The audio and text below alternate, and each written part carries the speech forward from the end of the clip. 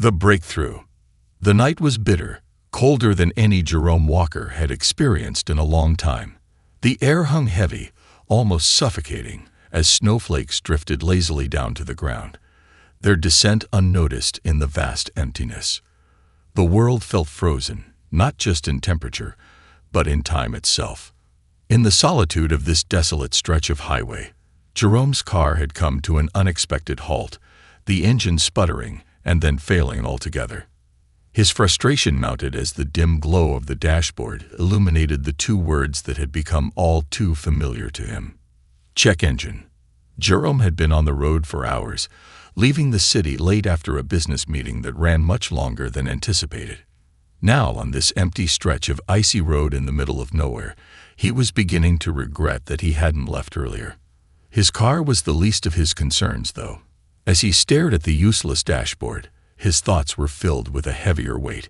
He was miles from the nearest town, no cell signal to call for help, and worst of all, no immediate way of getting home. With a frustrated sigh, Jerome glanced at the clock on the dashboard. 11:45 p.m. He had no choice but to attempt the impossible, get out and figure out what was wrong with the engine. A man of business, a man who thrived in boardrooms, in conferences, and in negotiations, he was no mechanic. He was far more comfortable in suits and ties than under the hood of a car, with grease and oil staining his hands. But there was no one else around, and he knew if he didn't try something, he'd be stuck here until morning.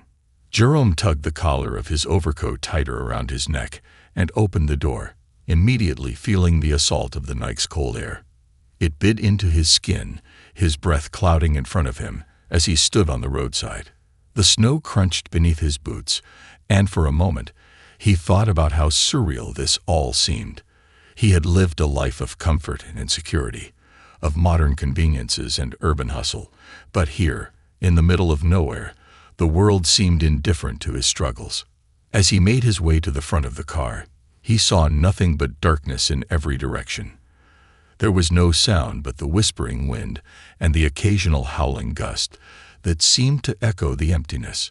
The headlights of his car cast long shadows on the snow-covered ground, the faint orange glow barely penetrating the vastness around him. Jerome paused for a moment, taking it all in. The stillness, the isolation. It almost felt like he wasn't supposed to be there. He opened the hood of the car. The sound of the latch clicking a small but welcome break in the oppressive silence. His hands were shaking, not just from the cold but from the helplessness he felt. His fingers stiffened as he gingerly touched the metal parts of the engine, trying to discern any visible issue. It was all foreign to him. Wires, pipes, and pulleys. Things that should have been as far removed from his life as possible. "Great," he muttered, feeling the frustration rise in his chest. His heart pounded in his ears as he tried to inspect the engine, but it was impossible to see much in the darkness. His breath was visible, thick clouds escaping his mouth with every exhale, his body hunching in on itself to protect against the bitter cold. As he stood there, feeling more and more helpless by the minute, he noticed a pair of headlights flickering in the distance. At first, they seemed like a mirage, just a dim reflection of light from the corner of his eye. But then, the sound of an approaching vehicle grew louder, and the bright beams of headlights cut through the darkness like a lifeline. Finally, Jerome muttered, relief flooding his chest. Maybe help was on the way after all. The car slowed down as it came closer, the shape of it becoming more distinct. It was a police cruiser, 2 officers inside. Jerome's first thought was that they were probably out on patrol, but he couldn't deny the small sense of unease that crept over him. Was he in trouble? He couldn't be sure, but in this strange, isolated moment, everything felt uncertain. The cruiser came to a stop behind his car, the headlights blinding him for a moment before they were switched off. 2 officers stepped out of the vehicle, both tall, broad-shouldered men, their uniforms crisp and sharp in the cold night. One of them, a stocky officer with dark hair and a gruff face, approached Jerome first. "What's the problem here?" the officer asked, his tone curt, with an edge that suggested annoyance rather than concern. Jerome glanced over at his car, now feeling the weight of the situation begin to settle on his shoulders. "I don't know, officer. I think the engine just failed. It's not starting, and I've tried everything. My phone doesn't have any signal, so I'm stuck here." The officer looked Jerome up and down, his gaze lingering a little longer than Jerome was comfortable with. "Aren't you a little far from the city, buddy? What brings you out here this late?" Jerome could sense the skepticism in the officer's voice, but he wasn't in the mood for questions. "I was just coming back from a business meeting, officer. Like I said, my car's broken down, and I'm not sure what to do. I'm just hoping you can help." The officer didn't respond right away. Instead, he exchanged a look with his partner, a younger officer who had stayed by the car.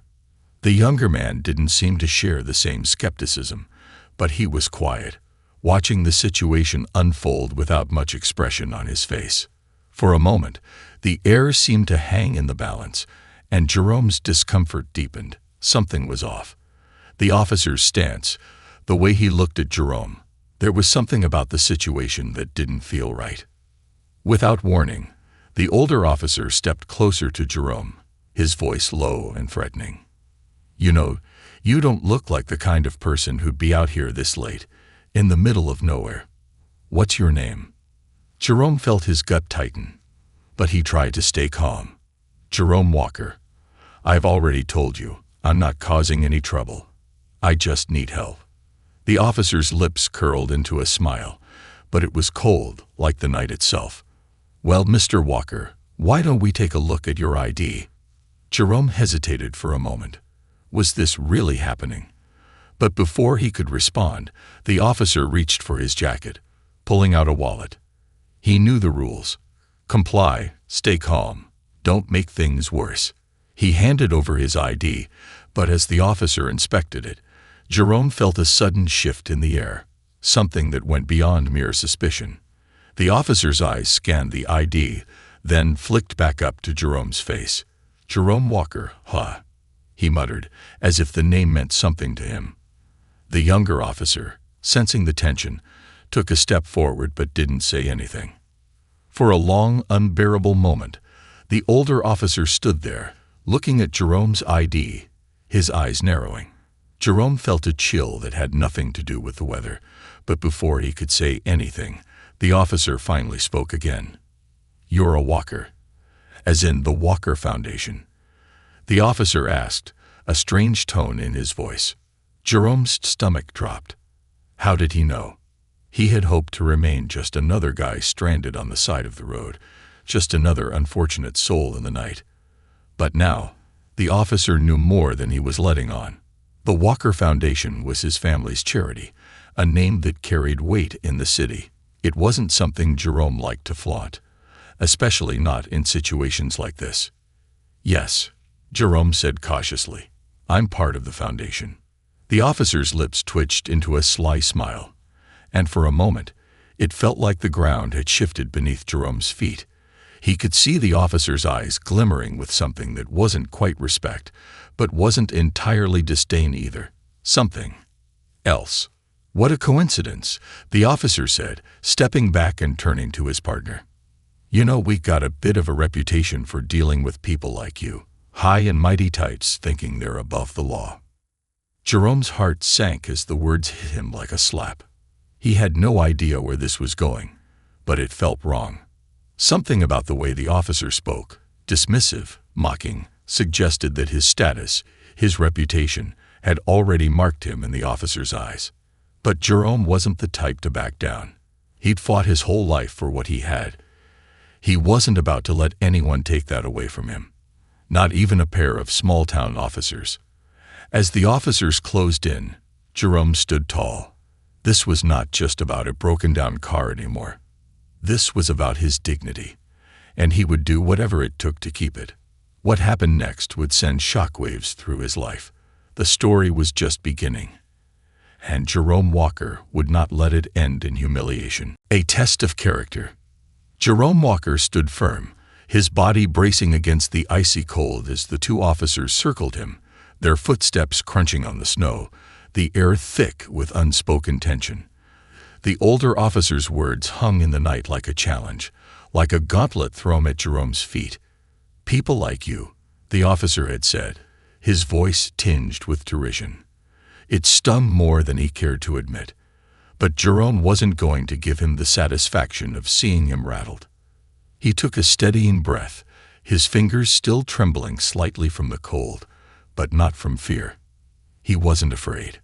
There was a time in his life, when he was younger, that he might have let a situation like this escalate into something that would rob him of his composure. But years of running a foundation, handling delicate negotiations, and overcoming personal challenges had taught him one thing above all else: stay calm. When you keep your cool, you control the narrative. "Is there a problem, officer?" Jerome asked, his voice measured, but there was a quiet intensity beneath the words. He wasn't going to allow these men to manipulate him into a situation that could spiral out of control. His pride and his sense of justice wouldn't allow it. The older officer, whose name Jerome hadn't caught yet, continued to stare at him, his lips curling into a tight smile. "You don't know how lucky you are, Walker. People like you, up in your fancy offices, with your big names and your money, think you're untouchable. But out here," he gestured broadly to the empty highway, the dark fields, the frozen expanse that stretched in all directions. "Out here, we don't play by your rules." Jerome's jaw tightened. He could feel his anger beginning to simmer beneath the surface, but he refused to let it boil over. Anger wouldn't get him anywhere.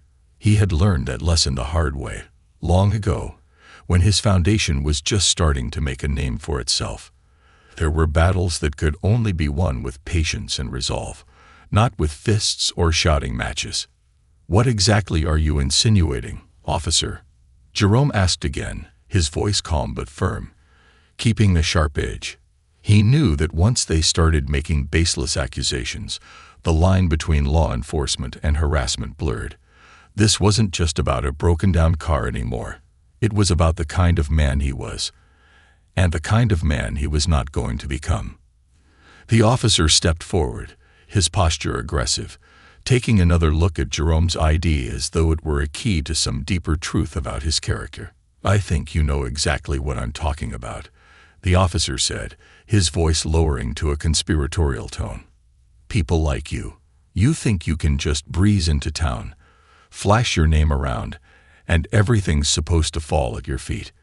But you're no different than anyone else out here, no matter how many zeros are in your paycheck." Jerome could feel his chest tightening, a pulse of heat running through his veins at the accusation. The officer had no idea what he was talking about. He had never used his position or his name to get special treatment.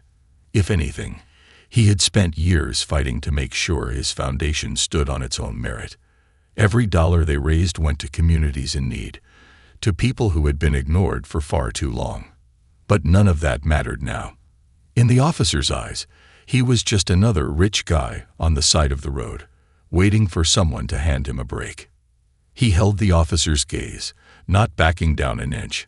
"I'm not here to play games. My car broke down, and I need help.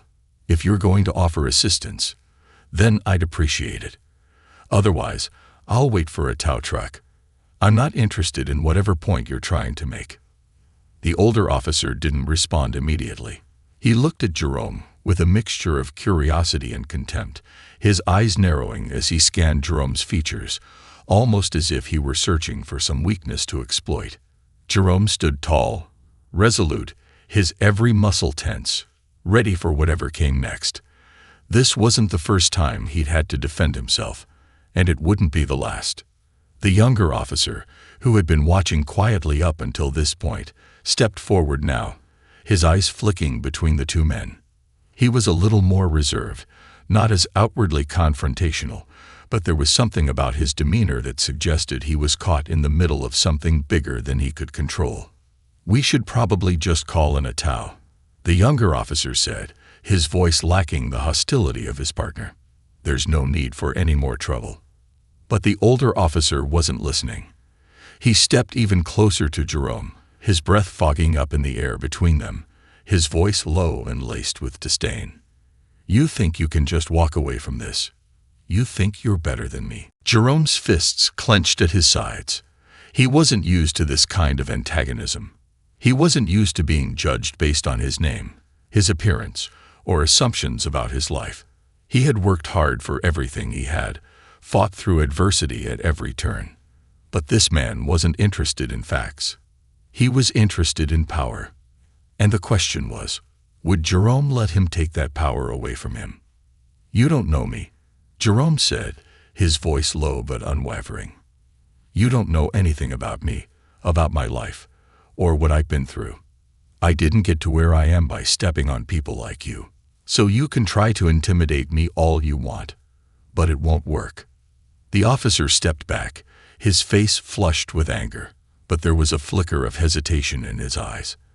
For a split second, Jerome could see it, the officer's mask of authority slipping, revealing a man who had no real control over this situation. This wasn't about law or order anymore. This was personal. Jerome's heart was still pounding in his chest, but he refused to back down. The cold air was biting into him, his hands numb from the freezing temperatures, but he felt a surge of strength, a sense of clarity. This was a test of his integrity, his character. And no matter what happened next, he was going to pass it. The older officer glared at him for a long moment. And then, to Jerome's surprise, he stepped back, his expression changing ever so slightly. He turned to his partner, exchanging a few quiet words, and then, without a word to Jerome, began to walk back toward the cruiser. The younger officer, who had been quiet the whole time, finally spoke up. "I'm sorry about that. He's got a lot of personal issues. I'll call for the tow truck, get you sorted out." Jerome nodded, the weight of the moment still hanging over him. But for a brief moment, he allowed himself to breathe a little easier. He had stood his ground. He had fought to preserve his dignity, and it had made a difference. The younger officer, a little more sympathetic now, stepped back to the cruiser and began making the call. Jerome stood there, watching him, the snow continuing to fall around him, the quiet stillness of the night settling over the scene like a thick blanket. But just as the officer began to speak into his radio, the older officer turned around, his eyes narrowing once again. "You think this is over?" he said, his voice low, more menacing than before. "I'll be watching you, Walker. Don't think for a second that this is just a misunderstanding. People like you don't get to hide behind your fancy charity forever." Jerome felt a chill creep down his spine, but he refused to let it show. He didn't need to say anything more. The officer was right about one thing. This wasn't over.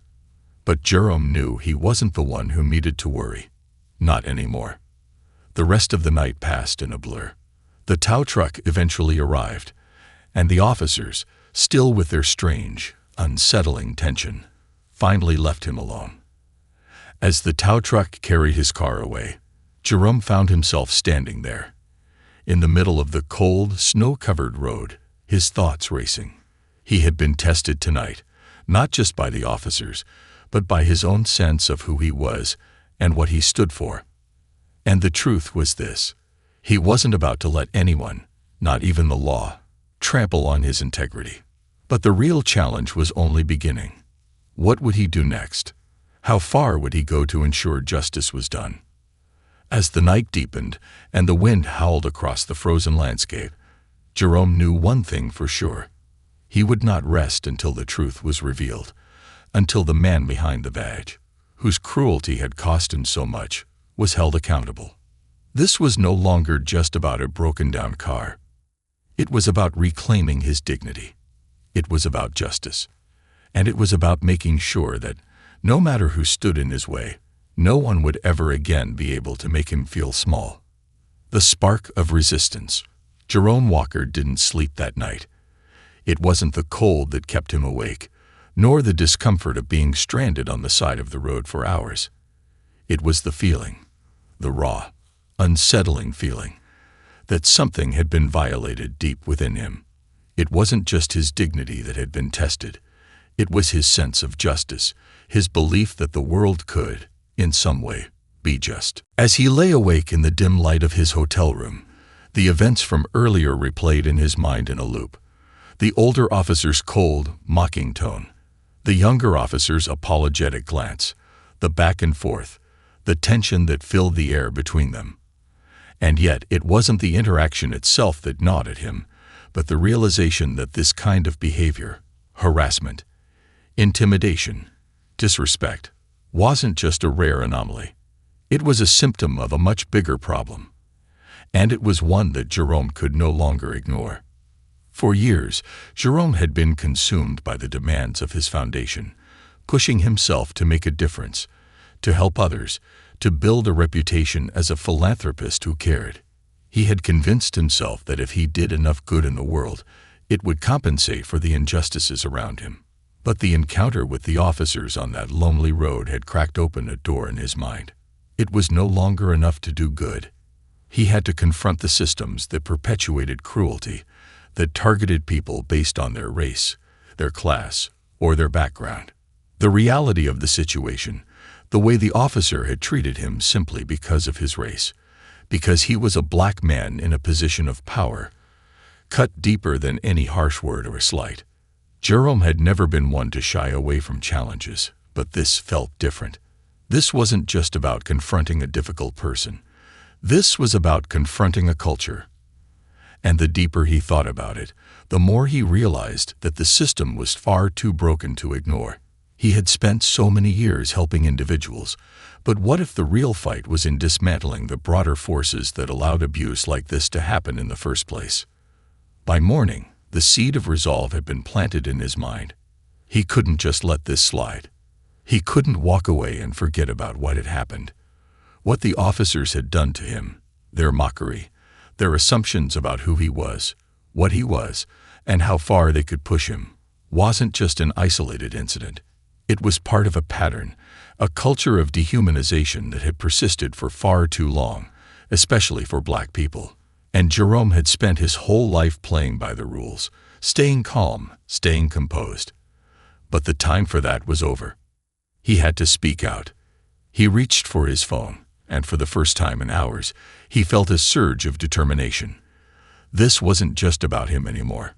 This wasn't about saving face or avoiding confrontation. It was about the larger fight.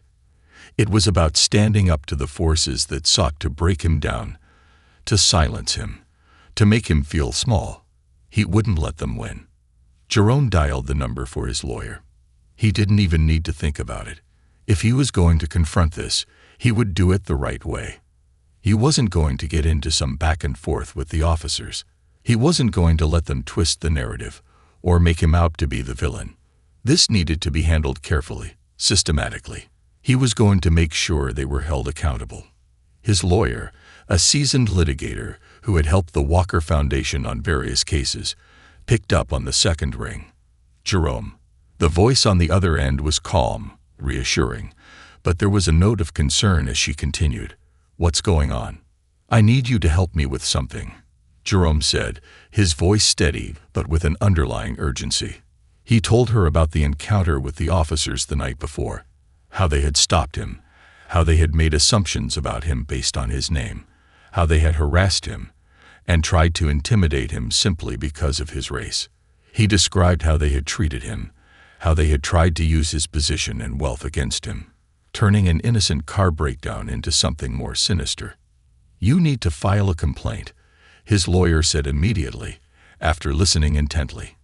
"If what you're saying is true, this is more than just a bad encounter. It's a violation of your rights, and they can't get away with it." "I don't want to just file a complaint," Jerome replied, his voice tight with resolve. "I want to make sure this goes all the way. I want to expose this kind of behavior. I want to make sure no one else has to go through what I did last night. I want people to see what's happening here, and I want them to know that it's not okay." His lawyer was silent for a moment, then let out a slow breath. "All right," she said finally. "Let me make some calls. We'll start gathering information, and I'll have my team look into the officers involved. This is going to take some time, but we'll make sure we have a strong case." Jerome felt a wave of relief wash over him. This was the first step. The journey wouldn't be easy, but it was one he had to take. He knew that bringing this kind of injustice to light would make him a target for all kinds of criticism. People would try to tear him down, accuse him of making a fuss over nothing, or suggest that he was just looking for trouble. But he couldn't let that stop him. He couldn't let them silence him with fear or ridicule. The truth had to come out. But even as he took that first step, he knew the stakes were higher than just one incident. The problem wasn't just the officers who had harassed him. It was the system that allowed officers like them to think they could get away with it. It was the way racial profiling and discrimination had been embedded in the fabric of law enforcement for so long. The way black people were often treated as suspects simply because of their race, their background, or their social standing. And that realization hit him like a ton of bricks. It wasn't just about him. It was about the countless others who had faced similar indignities, who had suffered far worse at the hands of law enforcement. They were all the victims of a system that perpetuated inequality, injustice, and fear. Jerome wasn't just fighting for his own dignity anymore. He was fighting for all of them. The seed of resistance that had been planted in his mind was growing into something more, a movement, something that couldn't be ignored. His foundation had always been about helping individuals. But now he saw that the real work was about challenging the systems that kept people like him, and people who weren't like him, oppressed. As Jerome sat at his desk, typing out a detailed account of what had happened, he realized that this moment, this fight, was about more than just righting the wrongs that had been done to him. It was about challenging a society that had allowed so much injustice to persist, often hidden in plain sight. He wasn't just standing up for his own rights. He was standing up for everyone who had been silenced, ignored, and erased by the very institutions that were supposed to protect them. Jerome Walker had spent years working to make the world a better place through his foundation, but now he realized that true change required more than charity. It required action. It required confronting the darkness and demanding that it be brought into the light. And he was ready. He was ready to be the voice for those who didn't have one, to be the symbol of resistance that could not be ignored. The next few days were a whirlwind. His lawyer made good on her promise, gathering evidence and talking to the officers involved. There were statements to be written, recordings to be transcribed, and strategies to be put in place. The legal battle would be long, but Jerome didn't care. His resolve was stronger than ever. But even as he moved forward with his legal fight, he knew this wasn't going to be a battle fought in the courts alone. If he wanted to make sure his voice was heard, if he wanted to expose the truth for what it was, he would need to take his message to the public. He began to draft a statement, one that would go viral, one that would bring attention to the abuse he had suffered, but also to the systemic issues that allowed it to happen in the first place. The moment had arrived. And Jerome Walker, once just a man trying to make a difference with his foundation, was now about to become a symbol of resistance. He wasn't just fighting for justice anymore. He was fighting for a better world, one where no one else had to face the humiliation and cruelty he had faced on that lonely road. And the world was listening. The unraveling. The day after his conversation with his lawyer, Jerome Walker felt like he was standing on the edge of something vast, something dangerous yet necessary. As he walked out of the hotel and into the frigid morning air, the weight of his decision pressed heavily on his shoulders. There was no turning back now. What had started as a simple act of defiance against two rogue officers had become something much larger, something he wasn't sure he was fully prepared for. But as he made his way through the snow-dusted streets, something within him clicked. He was already in the fight. There was no backing down, no retreating into the shadows. He would face this head-on. This wasn't just about retribution for a personal slight. It was about something much bigger, justice. Jerome's first step was to make sure his story reached a wider audience. His legal team, a group of seasoned professionals who had successfully navigated many high-profile cases, knew the power of media in a case like his. They were already preparing a public statement, one that would set the tone for everything that followed. But it wasn't just about making his story public. Jerome knew that in order to make real change, he needed to get people to listen, not just to hear the story, but to understand it. He needed to galvanize the public, show them how deeply embedded systemic injustice was in law enforcement, how racial profiling was more than just a buzzword. It was a reality for millions of people across the country. He wasn't naive enough to think this was going to be easy. He was about to take on a machine that had been in motion for centuries. The next few days were a blur.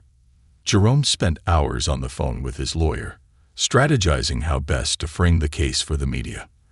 The legal team was relentless, tracking down every piece of evidence they could find: witnesses, body camera footage, and even dashcam footage from the patrol car.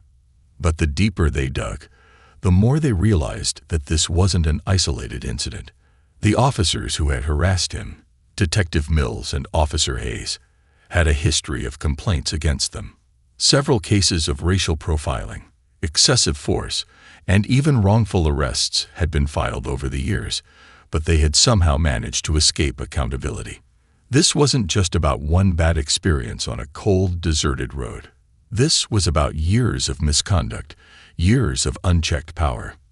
At the same time, Jerome knew that if he was going to make this fight about something more than just his own personal grievance, he needed to amplify the voices of others. This wasn't just about him. This was about everyone who had ever been mistreated by the very system that was supposed to protect them. And so, he began reaching out to other victims of police brutality, to families who had lost loved ones to police violence, to advocates who had been fighting for justice long before this moment. Jerome's foundation, which had once focused primarily on education and community development, now found itself at the heart of a new movement. His social media channels exploded with activity as he began sharing stories of those who had suffered similar fates. It wasn't just his voice being heard anymore. It was the collective voice of everyone who had been silenced. People were rallying behind him, sharing their own experiences, their own stories of mistreatment, of systemic racism, of violence. It became clear to Jerome that he wasn't alone in this fight. One morning, as Jerome was sitting at his desk, reviewing a draft of his public statement, he received a phone call from an unexpected source. The voice on the other end was familiar, but it sent a chill down his spine.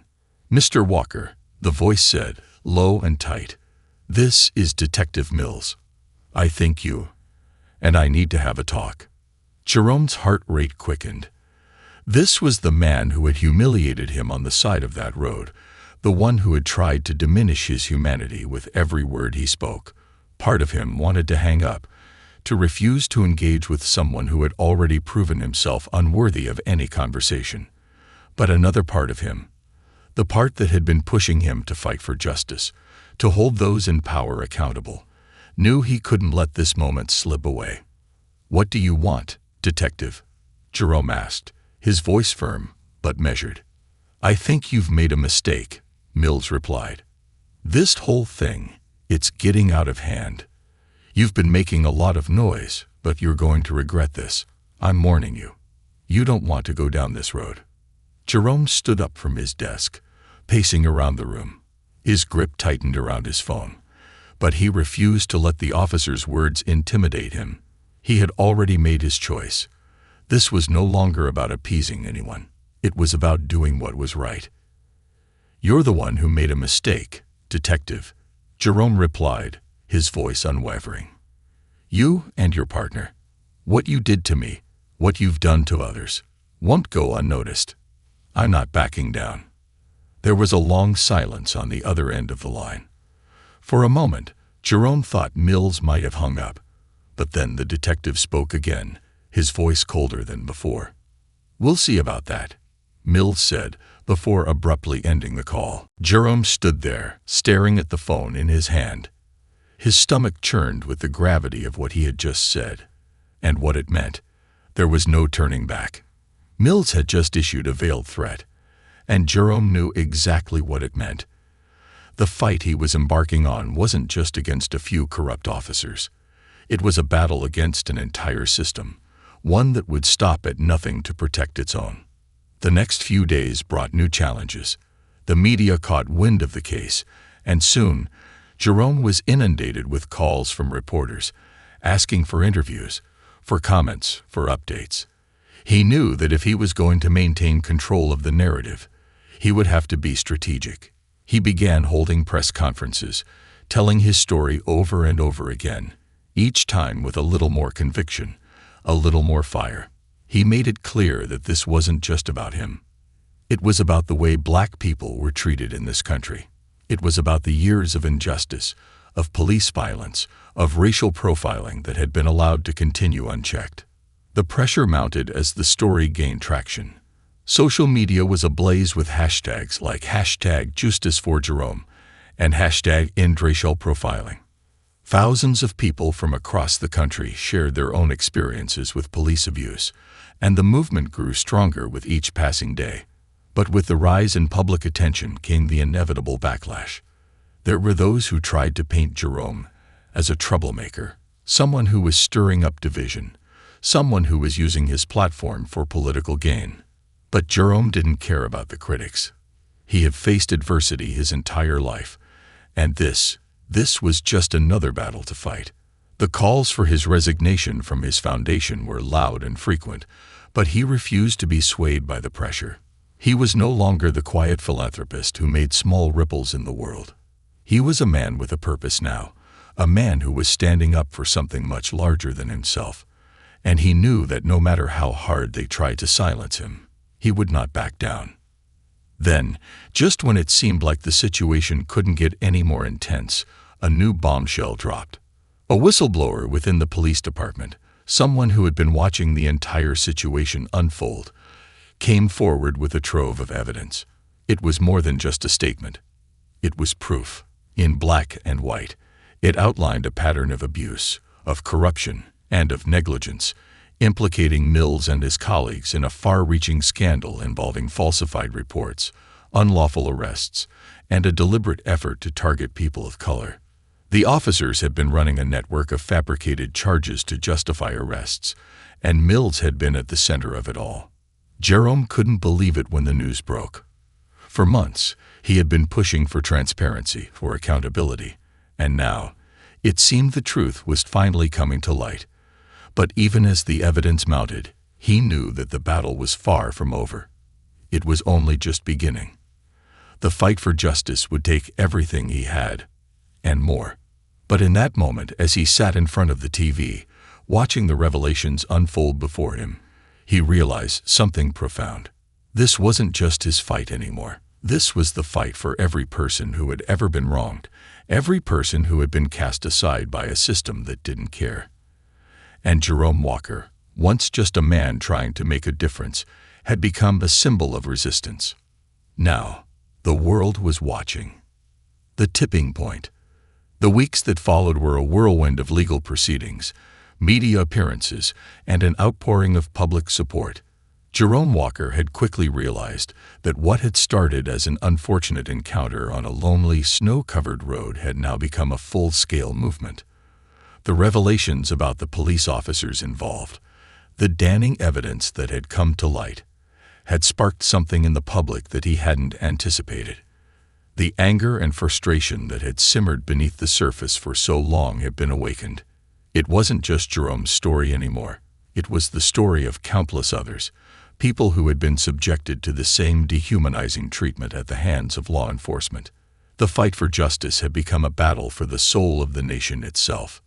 The media coverage was relentless. Jerome found himself on the front pages of newspapers, on television news broadcasts, and in countless social media posts. He was a symbol now, not just of resistance, but of resilience. The narrative had shifted. It wasn't just about a black man being wronged on a freezing winter night. It was about the broader systemic issues that allowed police violence and racial profiling to thrive unchecked. The headlines were no longer focused on Jerome as an individual. They were focused on the larger issue, the broken system of law enforcement, and its failure to protect and serve everyone equally. But with the increased scrutiny came new pressures. The calls for Jerome's resignation from the Walker Foundation had grown louder, particularly from some of his major donors. The foundation, which had always been a beacon of hope in the community, had become a lightning rod for controversy. People who had once supported his philanthropic efforts now questioned his motivations. They asked if he had crossed a line by making this personal battle public. Was he using his platform to push a political agenda? Was he jeopardizing the future of his foundation by challenging the status quo? Jerome's mind was a storm of conflicting thoughts. The pressure was immense. He had built his entire career on being an unflappable figure, someone who provided solutions, who helped people, who kept his emotions in check. But now he was being asked to choose, to stand up for justice, or to protect the reputation he had spent years cultivating. The decision was agonizing, but it wasn't a choice at all. He couldn't turn his back on the cause. He couldn't ignore the injustices that had been brought to light, the lives that had been ruined by a system that had too often failed them. More importantly, he couldn't betray the very values that had motivated him to start his foundation in the first place, a commitment to integrity, to fighting for what was right, even when it was hard. He had already made his choice. He was all in now. The Walker Foundation, as it had existed, might never be the same, but perhaps that was exactly the point. True change didn't come from maintaining the status quo. It came from breaking through the walls that had been built over centuries of inequality. The phone call came late one evening, just as Jerome was preparing for another round of interviews. His lawyer, who had been working tirelessly on the case, informed him that the city council had finally agreed to hold a hearing on the matter. It wasn't just a procedural move. This was a full-blown investigation into the practices of the officers involved, and more importantly, the culture of misconduct that had been allowed to persist within the police department. The whistleblower, who had provided the critical evidence, had agreed to testify. Everything was beginning to fall into place. But as the hearing date approached, Jerome began to feel the weight of what was about to happen. He had seen cases like this before, where the system worked tirelessly to protect its own, where the powerful manipulated the narrative, and where victims were forgotten. He knew that the legal battle would be long, drawn out, and filled with obstacles. But more than that, he knew it would be emotionally taxing. Every step forward seemed to bring new layers of doubt, new attempts to discredit him and his motives. The louder his voice grew, the more the powers that be seemed determined to silence him. On the day of the hearing, Jerome stood at the front of the room, flanked by his lawyer and members of his legal team. The tension in the air was palpable. The room was packed with reporters, activists, community members, and even a few curious onlookers. The city's mayor had agreed to attend, though Jerome knew that their relationship had been strained in recent months. There was no denying the optics of the situation. The city was facing a major crisis, and the media was watching every move. The hearing began with a statement from the mayor, who tried to set a conciliatory tone. He spoke about the need for unity, the importance of rebuilding trust between law enforcement and the community. But Jerome could see through the facade. This wasn't about healing. It was about damage control. The mayor was trying to distance himself from the situation, to avoid taking any responsibility for the actions of the police department. When it was Jerome's turn to speak, he stood tall, his voice unwavering. He began by recounting the events of that night. The cold, the isolation, the officers' cruel behavior. He spoke not just about his own experience, but about the experiences of others who had faced similar treatment. The statistics, the stories, the broken promises.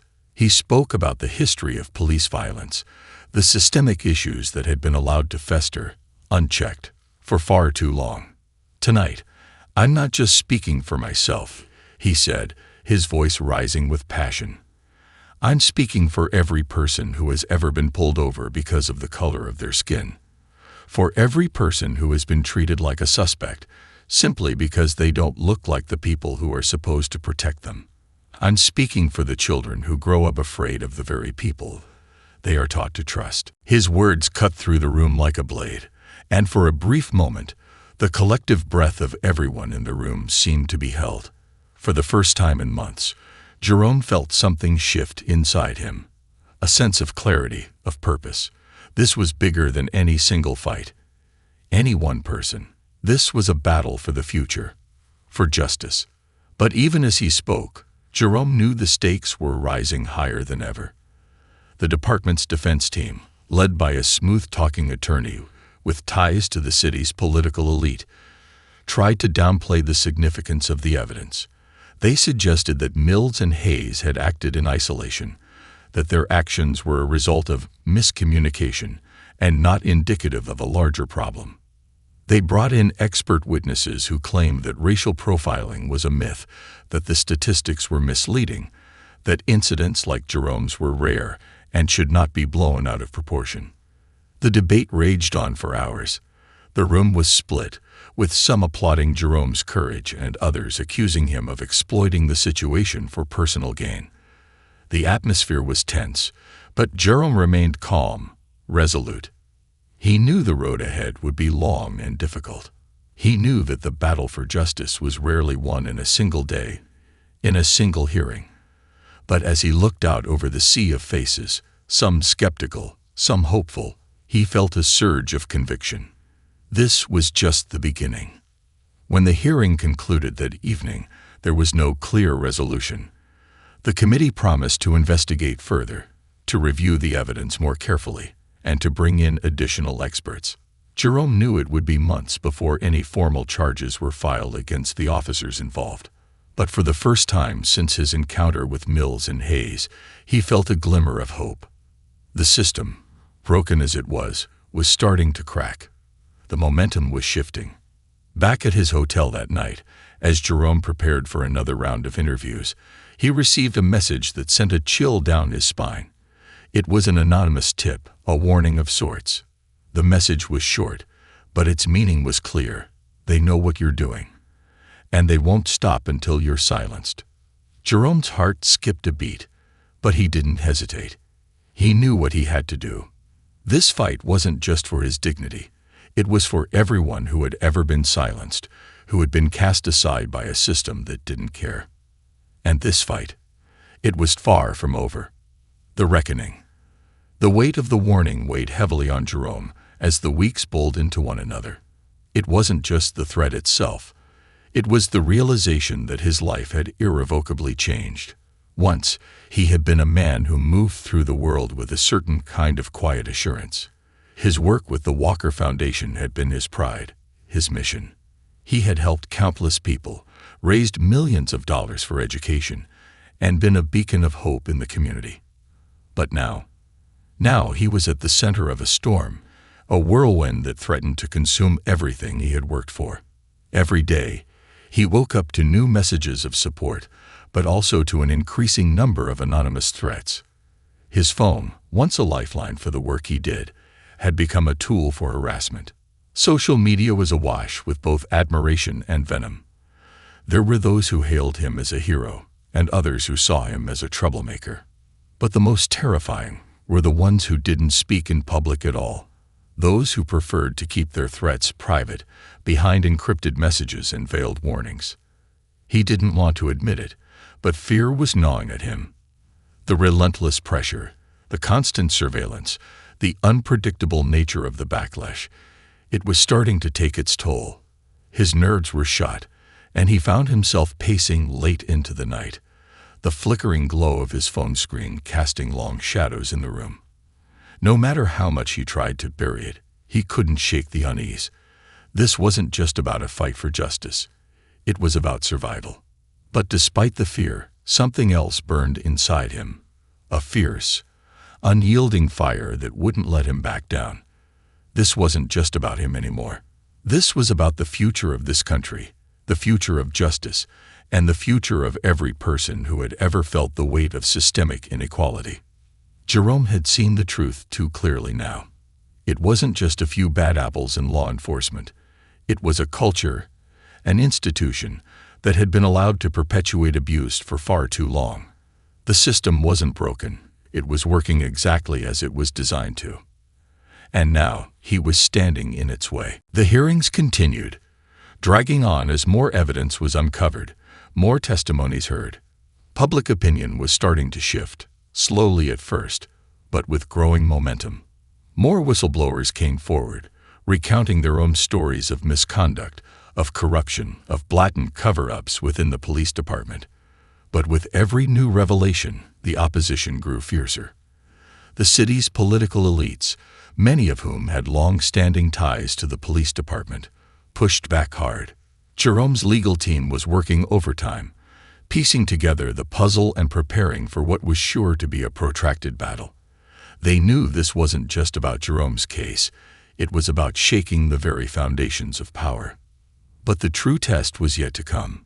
One evening, just as Jerome was wrapping up a press conference, he received a call from his lawyer. The news was grim. The police department had launched a counterattack, a public smear campaign that sought to discredit him at every turn. They were painting him as a liar, a man who had fabricated the entire story to gain fame and financial profit.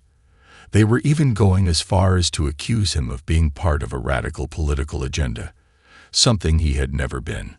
The campaign was swift and ruthless, taking aim at his reputation, his foundation, and his integrity. And it was working, at least to some degree. Jerome had seen the reports. The public was starting to turn, slowly but surely. People were beginning to question his motives. He felt the pressure like a vise around his chest. Then came the phone call that shattered everything. It was a Wednesday evening when Jerome received the call that would change the course of his entire fight. The voice on the other end was calm, almost eerily so. "Jerome Walker," the voice said. "It's time to put an end to this. You've made your point. It's over." For a moment, Jerome froze. The hairs on the back of his neck stood up. He didn't need to ask who was on the other end of the line. The chilling tone, the veiled threat. It could only be one person. Mills. Detective Mills. "Don't make this worse for yourself, Walker," Mills continued, his voice colder than ice. "We know where you are, and we know your every move. If you don't stop this now, things will escalate. You're already in too deep." Jerome's grip tightened around the phone. His heart hammered in his chest, but his voice didn't betray him. "You're not going to intimidate me, Mills. This isn't going away. The truth is out now, and it's going to take more than threats to stop it." The line went silent for a long beat before Mills spoke again, his words dripping with contempt. "Then you leave me no choice." The call ended abruptly. Jerome stood there, his mind racing. He had heard the threat before, had seen it in the cold eyes of the officers during that harrowing encounter. But this felt different. This was no longer just about him. This was about something darker. The storm that was brewing was no longer just political. It was personal. The following days were a blur. Jerome spent hours huddled with his lawyer, strategizing for the worst. He had already been under heavy surveillance for weeks, but now it felt like the walls were closing in. He couldn't leave his hotel without fearing that someone might be tailing him. He couldn't even trust the people closest to him. His phone was tapped, his emails intercepted, his every move scrutinized. And yet, through it all, Jerome knew that he couldn't give in. Not now. Not when so many people were relying on him. Not when the truth was on his side. It wasn't long before the retaliation began. Late one night, as Jerome was reviewing documents in his hotel room, the lights flickered. He glanced around, unsure if it was a power surge or something more deliberate. Before he could react, a loud crash from the hallway outside startled him. He rushed to the door, throwing it open just in time to see two masked figures darting down the hallway. His heart dropped as he saw the shattered window across the room, the evidence of what had just happened. Someone had thrown a brick through his window. It wasn't just an act of intimidation anymore. This was escalating fast. But Jerome wasn't ready to back down. He wasn't ready to run. He couldn't be. That night, he made a decision. He would take his fight to the streets. He called an emergency meeting with his legal team and a few trusted allies. He had always been a man of diplomacy, but diplomacy wasn't going to solve this. The people needed to see him fight, needed to see the truth laid bare for all to witness. He couldn't do it alone anymore. This wasn't just his story. It was the story of every single person who had been hurt, silenced, or erased by a corrupt system. It was time for the world to know that he wasn't going anywhere. He would take his message to the people, and he would keep fighting for justice, no matter the cost. The following week, Jerome stood at the front of a crowd of thousands in the heart of the city, his voice echoing across the plaza. His speech was not just a call to action. It was a declaration that the truth could no longer be ignored, that the system could no longer operate in the shadows. As he spoke, he saw the faces in the crowd, tired, angry, hopeful. They were there because they believed in the fight for justice, because they knew that the time for change had arrived. The march had begun. The final chapter of Jerome Walker's battle was about to unfold, and there was no turning back. He had ignited something, a movement that had the potential to change everything. And now, the world was watching.